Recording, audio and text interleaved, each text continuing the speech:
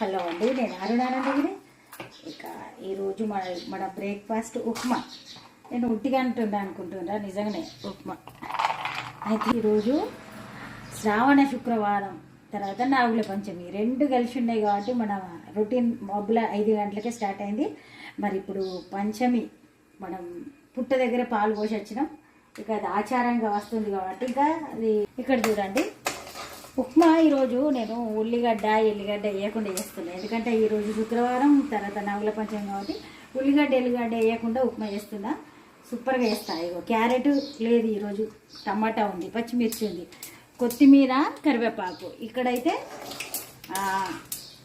అది ఆవాలు, జీలకర్ర, మినపప్పు, పల్లీలు ఇట్లా కుంటే చేసుకోవచ్చు. రోజు తిన్నా మనకి ఏం బోర్ కొట్టదు.